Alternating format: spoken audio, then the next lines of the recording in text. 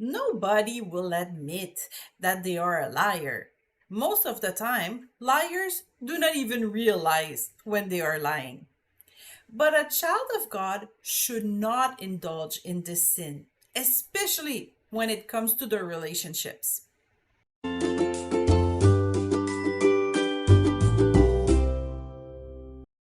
Lying is such a sneaky sin that it bears different names. First, it can appear in its pure form that we name lie. For example, when a married woman begins to flirt with a pretty girl and he says, I'm single too, that is a flat out lie that only wounds all who hear it near or far. That's why God hates lies. You shall not steal, nor deal falsely, nor lie to one another. Leviticus 19:11. It was a lie that led Adam and Eve to disobedience. When a person is lying, it is always for their benefit. And God does not want his children to think for their benefit only. We must always maintain a servant attitude towards our neighbor. Every lie is therefore purely inspired by the adversary of our soul. You are of your father the devil, and the desire of your father you want to do. He was a murderer from the beginning and does not stand in the truth, because there is no truth in him. When he speaks a lie, he speaks from his own resources, for he is a liar and the father of it. John 8:44. But a lie can have other names to look less evil. For example, this sin sometimes disguises itself as flattery. We are not talking about compliments that raise the other person. Flattery is giving false compliment to another to raise themselves in the esteem of the other. They are fine words that seek solely to achieve personal gain. They are not authentic, for there is no faithfulness in their mouth. Their inward part is destruction. Their throat is an open tomb. They flatter with their tongue. Psalm 5:9. Flattery is a form of lying.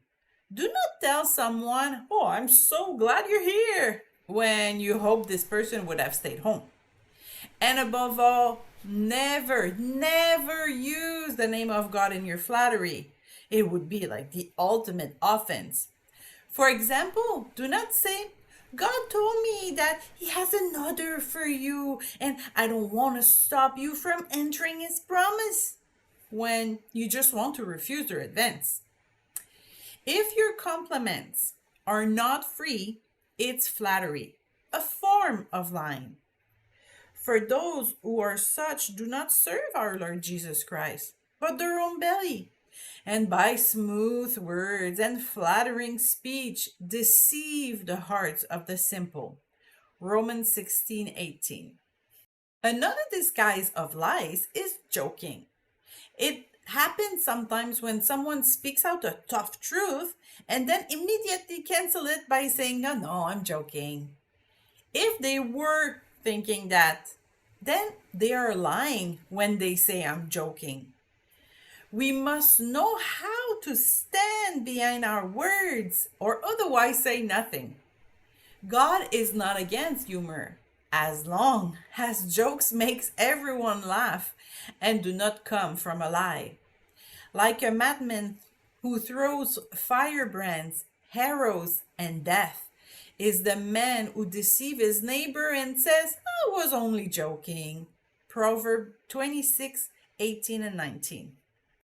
One of the reasons why jokes can be so dangerous is because they open a door to sin. A married man who constantly flirts with another girl while saying, man, no, it's a joke, will always end up in adultery. Because what comes out of our mouth, even the jokes, are a reflection of what is in our heart. A good man out of the good treasure of his heart brings forth good, and an evil man out of the evil treasure of his heart brings forth evil. For out of the abundance of the heart his mouth speak. Luke 6:45. When you start dating someone, keep this verse in mind to assess the risk you're taking if you commit to that person. Finally, another form of lying is showing disrespect for our commitments and promises. If you tell someone, I promise you, you must do what you promise. It is the basis of integrity. If you're not sure if you can visit someone, do not promise that you will do it. Just tell them you're going to try, but you cannot promise that to them. In Matthew 5:33 to 37, Jesus reproached the Pharisee for their bad habit of promising things by swearing on heaven and then not following through. But let your yes be yes and your no, no. For whatever is more than these is from the evil one. Matthew 5:37. As a child of God, we must keep our word. God will judge us on all the vain words that we have said. Matthew 12:36. Lying is a sin. Lying lips are an abomination to the Lord, but those who deal truthfully are his delight. Proverb 12:22. Flattery, joking, and false promises are just another form of this sin. So be careful with your words.